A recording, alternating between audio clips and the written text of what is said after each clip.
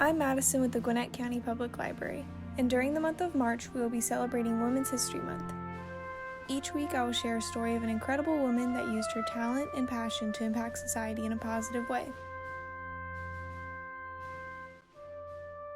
This week, we will walk through the life and accomplishments of politician Shirley Chisholm. Shirley Chisholm was the first woman and African American to seek presidential nomination by a major political party. Born November 30th, 1924 in Brooklyn, New York, Shirley Anita St. Hill was sent to live with her grandmother in Barbados during her early childhood.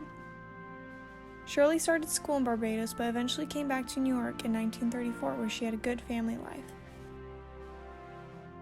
Both her parents cherished education, and Shirley's father taught her early on of civil rights activists such as Marcus Garvey. Shirley was an excellent student and eventually went to Brooklyn College. From there, she joined the Harriet Tubman Society, where she and others discussed racial oppression and Black pride. While working toward her degree in education, Shirley was constantly told she had a knack for politics. Nonetheless, she finished her degree in education and went on to pursue her master's in early childhood education at Columbia University. There, she also worked at a child care center. At Columbia, Shirley would meet her first husband, Conrad Chisholm. By the 1950s, Miss Chisholm began to use her talents in politics by helping Louis S. Flagg Jr.'s campaign in winning district court judge in New York. By 1960, Shirley worked with the Unity Democratic Club in order to promote and elect officials for New York's 17th District.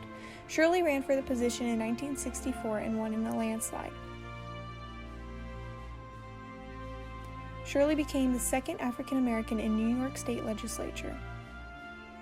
She served New York's legislature for 4 years and helped give disadvantaged students quality education, along with other socially oriented bills. After her time in the 17th District, Shirley decided to run for New York's new 12th Congressional District against the popular William Thompson. With little campaign funding, Shirley used her determination and outspoken personality to express her support for disadvantaged groups. She won the seat and became the first Black woman to be elected in the House of Representatives. Her fight for the disadvantaged led to her name, Fighting Shirley. During her time in the 12th Congressional District, she introduced 50 pieces of legislation and fought for gender and racial equality.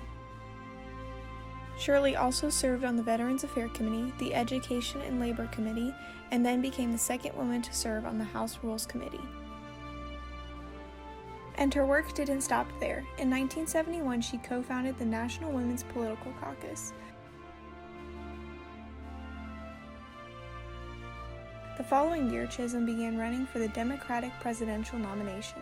She campaigned across America, and many of her supporters followed what they called the Chisholm Trail. By the time of the Democratic National Convention, Shirley received 152 delegate votes. That was 10% of the votes. Her presidential campaign helped her become a widely known name. Shirley believed her presidential campaign was going to be a start for change. She stated after her loss that, and I quote, "The United States was said to not be ready to elect a Catholic to the presidency when Al Smith ran in the 1920s, but Smith's nomination may have helped pave the way for the successful campaign of John F. Kennedy, waged in 1960. Who can tell? What I hope most is that now there will be others who will feel themselves as capable of running for high political office as any wealthy, good-looking white male." Despite her loss, she continued to work in Congress. By 1977, she married her second husband, New York State Legislature Arthur Hardwick Jr., and by 1982, Shirley ended her time in Congress and began teaching as a professor at Massachusetts Mount Holyoke College. She taught politics and women's studies. Although she left Congress, she never did leave politics. In 1984, she co-founded the National Political Congress of Black Women. By 1988, the group sent over 100 women to the Democratic National Convention. In 1991, Shirley and her husband Arthur moved to Florida. During Bill Clinton's presidency, Chisholm was nominated as ambassador for Jamaica, but had to decline due to health reasons. In terms of what she wanted her legacy to be, Shirley stated that she wanted to be remembered as a woman who dared to be a catalyst of change.